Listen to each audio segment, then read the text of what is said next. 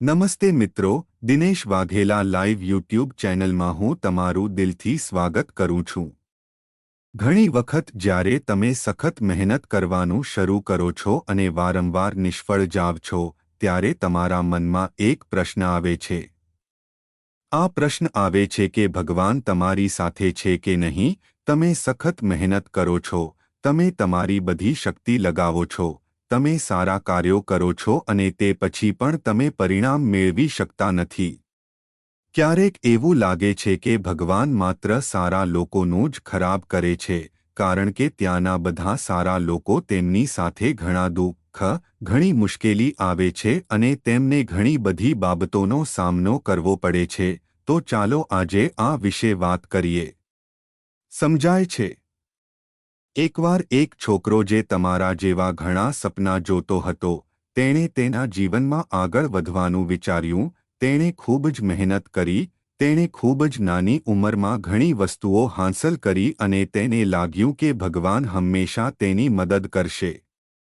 દરરોજ જ્યારે તે સમુદ્રના કિનારે જતો ત્યારે તેને લાગ્યું કે ભગવાન તેની સાથે વાત કરી રહ્યા છે, તે તેની બાજુમાં છે અને તે ભગવાન સાથે વાત કરી રહ્યો છે, કારણ કે જ્યારે તે ચાલતો હતો ત્યારે તેને રેતી પર બે પગના નિશાન દેખાતા હતા, એક પોતે અને ભગવાનનો। તે છોકરો ખૂબ જ ખુશ હતો, તેને તેના જીવનમાં તે બધું મળ્યું હતું જેનું તમે સ્વપ્ન જુઓ છો।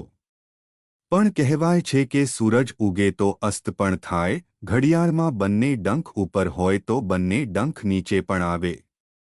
તે છોકરા સાથે પણ એવું જ થયું। ધીરે ધીરે તેની કંપની ખોટમાં જવા લાગી, જ્યાં તે કરોડોનો નફો કરતી હતી, પણ કરોડોનું નુકસાન થયું। જે લોકો તેને ટેકો આપતા હતા, તે જ લોકો તેને છોડીને જવા લાગ્યા। તે ખૂબ જ દુઃખી થઈ રહ્યો હતો અને સૌથી મોટું દુઃખ એ હતું કે જ્યારે તે દરિયા કિનારે ફરવા ગયો ત્યારે તેને પગના નિશાન ન દેખાયા। તેનો અર્થ એ થયો કે ભગવાન તેના માટે છે। એ છોકરો મારી સાથે ન હતો, ખૂબ જ દુઃખી હતો, ખૂબ જ પરેશાન હતો અને વિચારતો હતો કે જ્યારે સારો સમય આવ્યો ત્યારે ભગવાન મારી સાથે છે, પણ જ્યારે મારો ખરાબ સમય આવ્યો ત્યારે ભગવાને પણ મને છોડી દીધો અને મારો પોતાનો પણ મને છોડી ગયો અને ખૂબ ઉદાસી હતી। પરંતુ તેણે હાર ન માની, તેણે હિંમત રાખી અને ભગવાને તેને જે કંઈ શીખવ્યું હતું તે છોકરાએ તે બાબતોનું પાલન કર્યું અને ફરીથી સખત મહેનત કરવાનું શરૂ કર્યું। ત્યારે શું હતું? થોડા દિવસો પછી તેની કંપની ફરી ઊભી થઈ, જ્યાં તેને ઘણું ખોટ થઈ રહી હતી। તેણે બધો જ નફો કરવાનું શરૂ કર્યું અને તે ફરીથી ખુશ થઈ ગયો, પરંતુ તેણે એક વાત ક્યારેય છોડી ન હતી, પોતાના પર વિશ્વાસ રાખીને। અને જ્યારે તે થોડો હતો ત્યારે સમુદ્ર કિનારે ચાલ્યો ગયો। દિવસ સમુદ્રમાં ગયો, બધું સારું હતું, તેની કંપની ફરીથી ઊભી હતી। થોડા દિવસો પછી તેણે જોયું કે જ્યારે તે દરિયા કિનારે ફરવા જઈ રહ્યો છે, ત્યારે તેની બાજુમાં બીજા પગના નિશાન બની રહ્યા છે। તે છોકરો મોં ફેરવીને આગળ વધ્યો।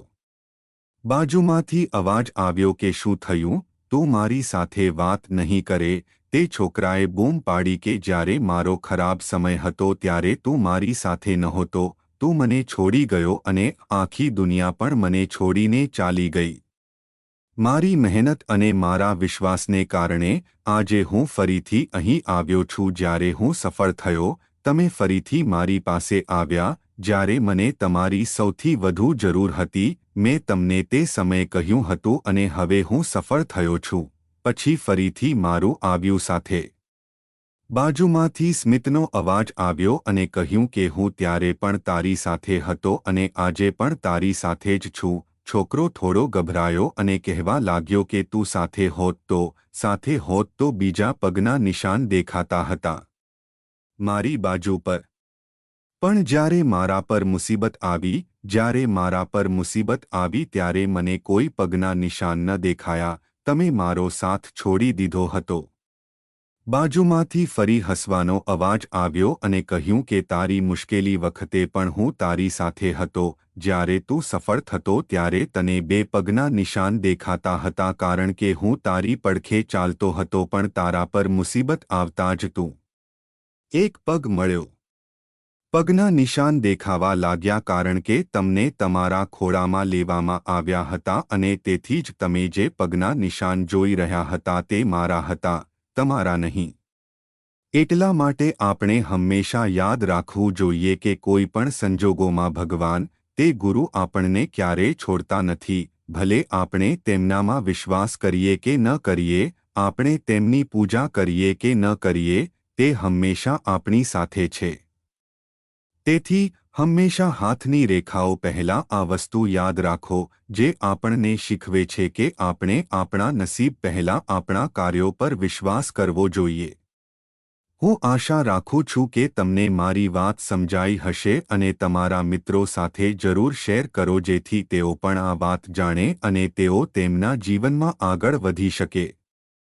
મિત્રો, જો તમે આ વિડિયો વધુ લોકોમાં ફેલાવવા માંગતા હો તો આ વિડિયોને લાઇક કરો કેમ કે આ વિડિયો બીજા લોકો સુધી પહોંચે. મિત્રો, આજનો આ વિડિયો કેવો લાગ્યો તે મને કોમેન્ટમાં કહી શકો છો. અને તમારા મિત્રોને આ વિડિયો શેર કરો. ચેનલને સબસ્ક્રાઇબ કરો. ફરીથી મળીએ નવા ટોપિક સાથે. ધન્યવાદ.